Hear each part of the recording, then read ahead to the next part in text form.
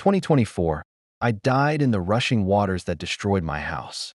I lived in Oklahoma all my life, and I'm mom to a beautiful boy named Jake who just turned 8, and I work at the town grocery store. My husband Mike is a good man who teaches at the elementary school, and our life was normal with school events and Sunday dinners and fights about money and the worry that never goes away about paying for everything. We didn't have much, but we had each other and we had love.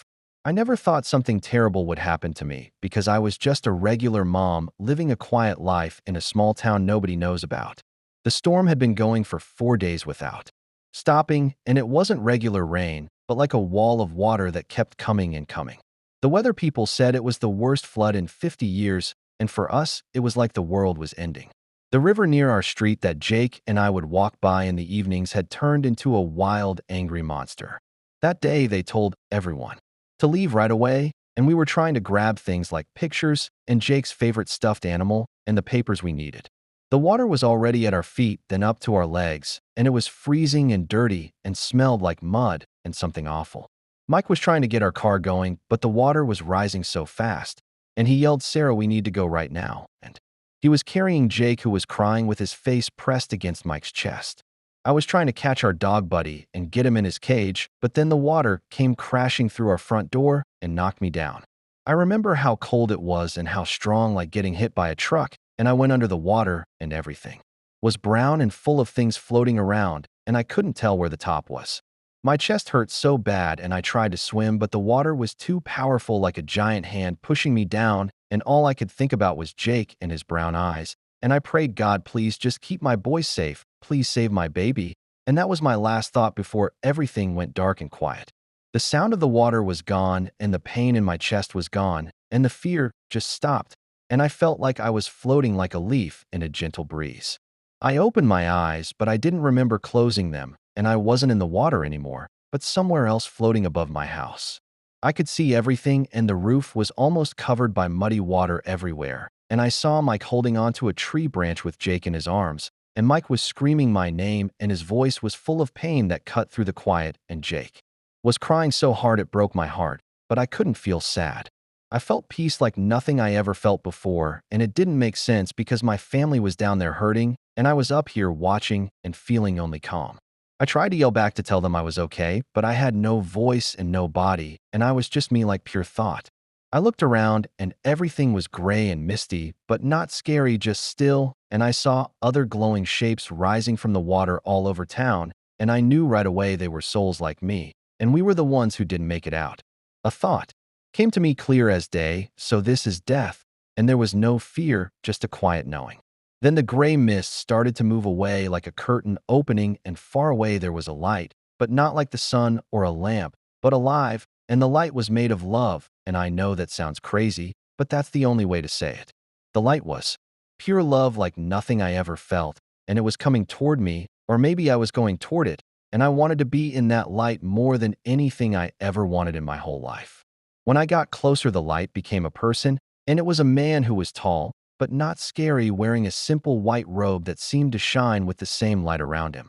His hair was dark and came to his shoulders, and his skin was like someone who worked outside, but his eyes were what I'll never forget because they weren't just a color, but everything. And when he looked at me, I felt my whole life flash by, not like a movie, but like a feeling, and every happy time, and every mistake, and every secret shame, and every kind thing I did, and he saw it all, and he didn't judge me.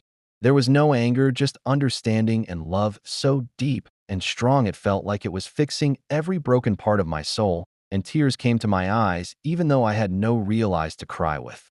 The feeling of being seen completely and loved completely was too much, and I knew who he was without asking, and the word formed in my spirit like a whisper of wonder, and it was Jesus.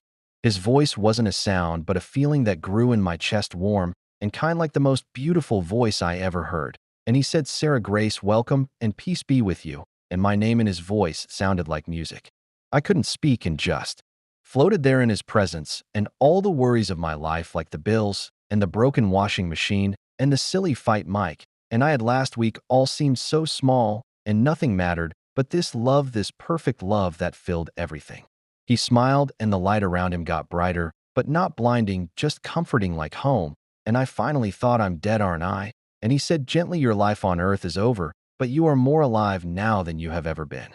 He held out his hand, and I didn't have a hand, but I reached for him with my spirit. And when I did, the gray mist disappeared, and we were standing somewhere else. And it wasn't heaven like the golden streets you hear about, but a place of truth where everything was clear and real. I asked, "Where are we?" And he said, "A place of understanding. And I have something to show you, something you must take back." And I was confused and said, "But I'm dead. I saw my family. They think I'm gone." And thinking of their pain was a distant hurt covered by the peace of being with him. He said, "Your journey is not finished, but first you must see and understand what is happening to the world you came from, because so many of my children are lost and distracted and afraid and have forgotten how to listen."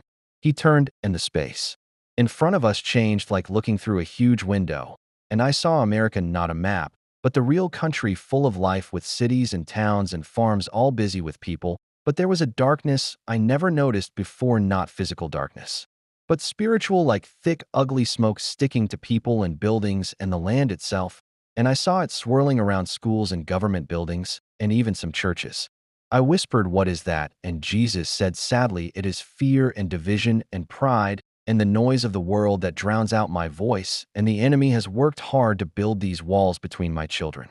He showed me a vision of a normal family in their living room, but they weren't together, and the dad was on his phone scrolling with a blank face, and the mom was watching a news show that was shouting angry words, and the teenage son was in his room lost in a violent video game, and the little girl was watching a show on a tablet that was teaching her things that went against everything good and pure, and they were all in the same house, but miles apart, each one locked in their own digital cage, and the dark smoke was thick around them, feeding on their distraction and anger and loneliness. Jesus said they are starving for connection and starving for love, but they are feeding on poison, and they argue over colors red and blue while their souls are turning gray. And he paused with an intense look and said, "This is why the storms are coming, Sarah, not just storms of water, but storms of fire and shaking and hardship. And I do not send these to punish, but I allow them to break the distractions, and I allow the shaking, so that what cannot be shaken may remain." The scene changed, and I saw a vision of a great fire, not a forest fire, but a fire sweeping through a city. But it wasn't burning buildings, it was burning away things. And I saw expensive cars melting and piles of designer clothes turning to ash, and bank vaults with doors wide open and the money inside turning to worthless dust. And people were running not from the fire, but from the emptiness, because they had lost everything they built their lives on and were left with nothing. Jesus said softly, "They have built their houses on sand, and they worship idols of wealth and fame and power, and I must allow these idols to fall so they will remember the only rock that stands forever." Then he showed me another vision of a city where the power went out not just for hours but for weeks, and the lights were gone, and the phones were dead, and the internet was gone, and the silence was deafening, and in the first few days there was chaos and fear, and people were fighting over the last bits of food, and the dark smoke was thick and choking. But then something changed, and I saw a neighbor who never spoke to the family next door knocking with a can of soup and a flashlight, and I saw strangers huddled around a small fire, sharing stories and singing songs, and I saw people looking up at the stars for the first time in years with faces full of wonder, and I saw them praying not in big fancy churches, but in their living rooms and in the streets, and their prayers were simple and desperate and real. And as they prayed, I saw tiny points of light begin to pierce through the dark smoke, and with every heartfelt prayer the light grew stronger, pushing back the darkness. Jesus asked, "Do you see?" And his voice was filled with hope.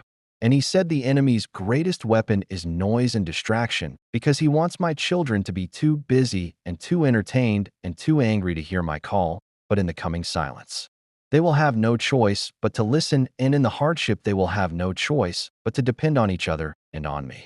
He looked directly into my soul and said, "This is what is coming to America, a great stripping away and a great humbling. And for many it will feel like the end of the world, but it is not the end, it is the beginning of a great awakening, and I am not judging your nation, I am rescuing it." He showed me one last thing, and it was a memory from my own life when I was a little girl, maybe 6 years old, kneeling by my bed praying for my grandfather, who was sick in the hospital, and my prayer was so simple: "Jesus, please make Grandpa better."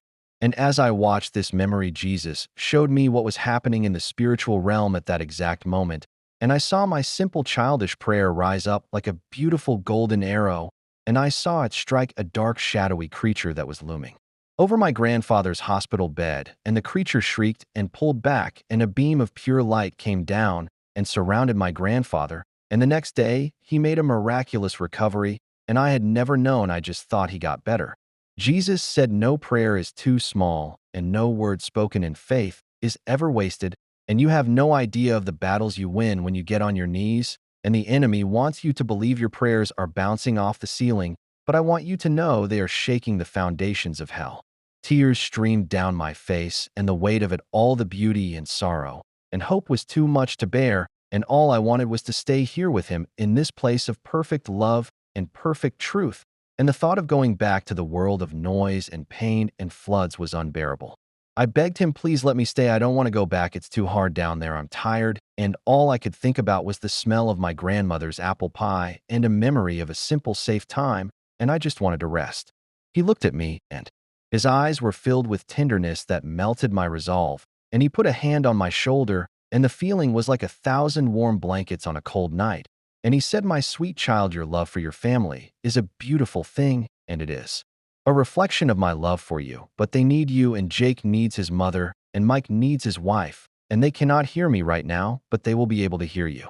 He paused and said, I am sending you back not to a life of ease, but to a life of purpose, and you will be a light, and you will tell them what you have seen, and you will tell them that I love them, and that I am not angry, and that I am coming, and you must tell them to prepare their hearts not with canned goods and bunkers, but with prayer and forgiveness and love for their neighbor, and that is the only preparation that will matter.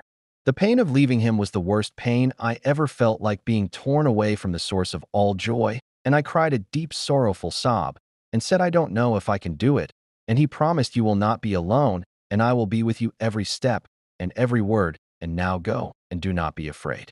He touched my forehead, and I gasped, and the first thing I felt was fire, a brutal, searing fire in my chest, then cold, a deep, bone-chilling cold, and my body shook with a violent cough, and a flood of muddy, foul-tasting water came out of my lungs. And the world came rushing back in a chaotic explosion of sound and light, and I heard screaming, we've got a pulse clear, and my eyes opened, and the ceiling was white, and there were bright, blinding lights, and faces hovered over me with their mouths moving, but I couldn't understand the words, and they were wearing masks and scrubs, and a tube was being pulled out of my throat, and the feeling was raw and terrible. A voice said loud and urgent, ma'am, can you hear me? Can you tell us your name? And I tried to speak, but only a hoarse croak came out, and I whispered, Sarah, and I was in a makeshift emergency shelter set up in the town community center, and I was on a cot surrounded by chaos, and people were crying and shivering under blankets, and medics were rushing back and forth, and a doctor with tired eyes leaned over me and said, Sarah, you were found by a rescue team, and you had no heartbeat and no breath, and we were working on you for well over 20 minutes, and we were about to call it, and you were clinically dead. And he just shook his head slowly and said, I've been a doctor for 25 years, and I've never seen anything like this, and it's a miracle. I started to weep, not from pain but from loss, because I had just left the arms of Jesus, and now I was back in this broken, hurting world, and the contrast was so stark and so cruel, and I had just left heaven, and my chest ached with the memory of it. They found Mike and Jake a few hours later, and they had been rescued and taken to a different shelter, and the moment Mike saw me, he collapsed and just fell to his knees by my cot and sobbed, holding my hand like he would never let go, and Jake climbed onto the cot with me, and his small arms wrapped around my neck, and he just whispered, I thought you were gone, Mommy. I thought you were gone, and I held him, and I held my husband, and I knew why I had to come back.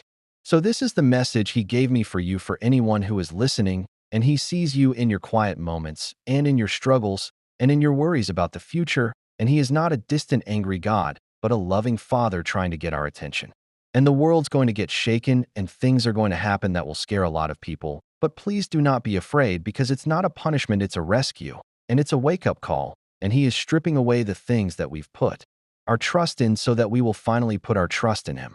If you're wondering if your prayers matter, I saw it with my own eyes, and they are weapons, and they are powerful, so pray, and pray for your family, and for your neighbors, and for this country, and turn off the news, and put down your phone, and just talk to him, and you don't need fancy words, you just need a willing heart, and he is waiting to listen, and heaven is real, and Jesus is alive, and he is coming, so prepare your hearts, and that is all that matters.